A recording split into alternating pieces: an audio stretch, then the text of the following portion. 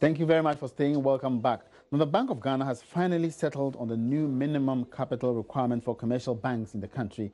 Joy Business understands banks must be prepared to up their stated capital to 250 million cedis within a year.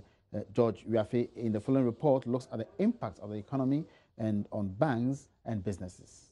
The Bank of Ghana has settled on this amount after going through several scenarios presented to it by a committee that was established to explore the possible increase in the minimum capital that every commercial bank must have before it can do business in the country.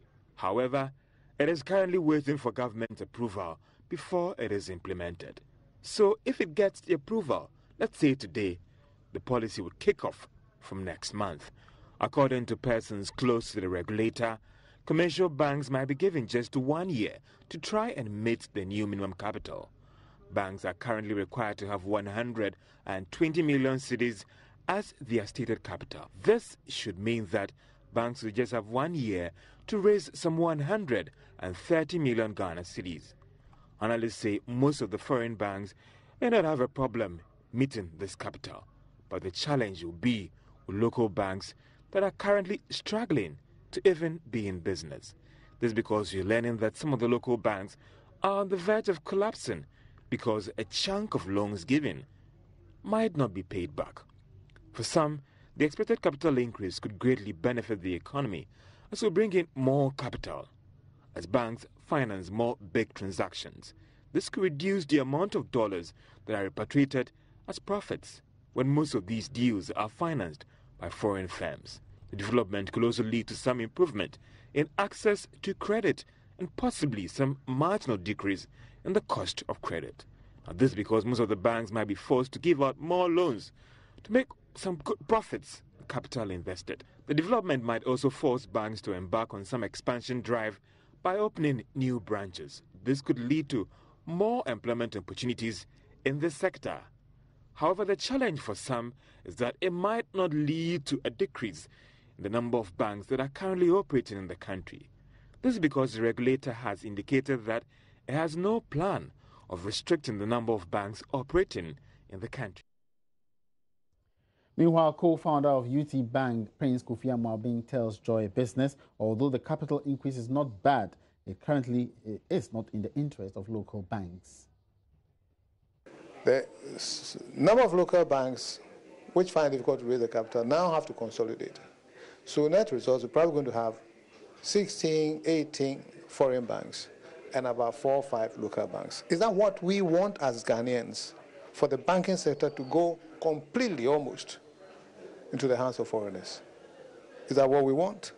Because that is what the consolidation is going to bring. That's where I have the problem, because you're going to consolidate local banks and virtually leave the foreign banks alone, because you can't force them to merge or consolidate. You can only raise the minimum capital, and they are in a position to actually meet those requirements.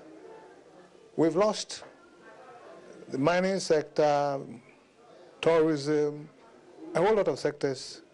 It's not in the hands of Ghanaians. It's in the hands of foreigners.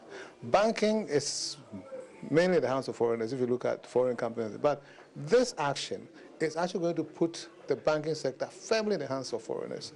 Is that what we want? Is it a problem of a policy thing or what? Because some have also argued that for a lot of their local firms, sometimes they struggle. And even trying to consolidate to do things, they won't do it. Maybe, so that is where the problem is. I think that there's nobody has a policy of deliberately coming out to collapse local firms. But this is where we have to go. If it affects foreign firms, it affects local firms. The good thing is that we want well-capitalized institutions, and that is what we are looking forward to. I'm not saying that local firms should not be wound up if they are not performing. We're talking about consolidation here. Now, Bank of Ghana, in regulating the banks, has other measures and ratios that the banks should keep to.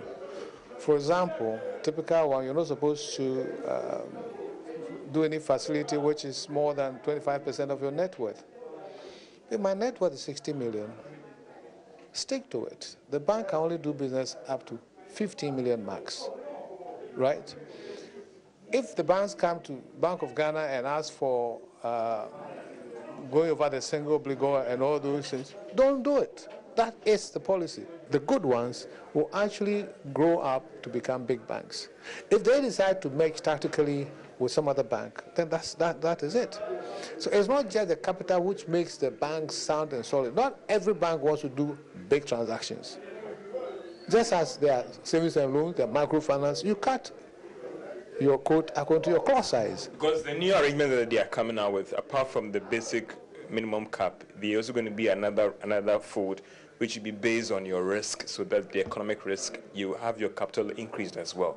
So the minimum capital will deal with having everybody in that space. Then the second one, which will be based on your risk or the risk that you want to undertake, you up it again. Maybe this structure will deal with all the concerns of local firms and other firms who think that this strategy or this move might price them out, if I should use that word. The point is that if your strategies don't work, it will affect your bottom line, it will affect your performance, and therefore you may decide that it's not working, so you probably have to merge with some other bank or you go out of business, worst case. But I don't see why consolidation is the top thing that is on our minds to make sure that the banks there's some consolidation in the banking world. Now, investment advisor and chief executive of Echo Capital, Dela Agbo, is urging collaboration between the Securities and Exchange Commission, SEC, and the Bank of Ghana to sensitize the public on roles of commercial and investment banks in the country. Speaking with Joy Business in an interview, Dela Agbo noted commercial banks have diverted from their core mandate of providing financial services to embarking more on investments. He called on the Bank of Ghana to come clear on the rules governing each of these institutions. That's more in this report. According to the chief executive of Echo Capital, this collaboration is necessary due to the nature of operations carried by some commercial banks in the country and which goes contrary to commercial banking rules. With about 34 universal banks currently operating in the country, only few are investment banks and institutions licensed to invest funds of clients. He said many commercial banks in the country have been concentrating on attracting investment from the general public instead of rather directing them to investment bankers for advice on how to utilize their funds. The Bank of Ghana and SEC, they have to sit down and clean this mess. Because if we don't take time, very soon, just like the telecom, they're going into money, mobile money, where the banks are not very happy about that. The same way we have banks now going into investment. So you see banks saying that invest with us. It's confusing because there's a clear difference between investing and saving. And when banks are advertising that invest with us, it's misleading. Because for me to talk to anybody about investment, I cannot do that without SEC license to talk to people about investment. But bankers that don't even have SEC licenses are talking to people to invest because we have a high rate. Do you think we have more universal banks than investment banks, and that is what is creating this problem? No. We have a lot of investment banks, but it's because a lot of Ghanaians don't know.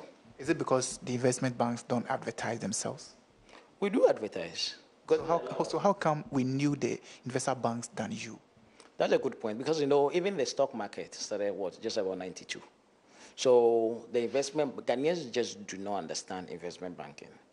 Dela Agbo explains the risks involved with these two classifications of banks. I want a benchmark. The benchmark could be an average of composite index and treasury bill, or it could be absolute return. Don't you think it's because there's so much risk then? Ghanaians fear risks, that's why they are not investing in that side. That is why you should get an investment company if you fear risk.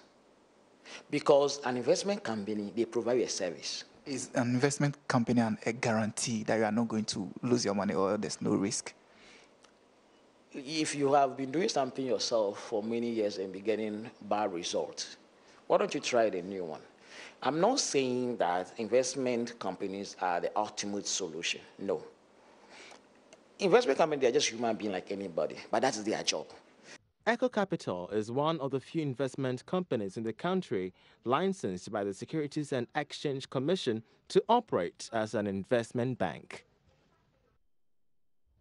And on that note, we wrap up this afternoon's edition of The Marketplace. Many thanks for your company. Do join me again same time tomorrow for more interesting developments in the world of business. Good afternoon.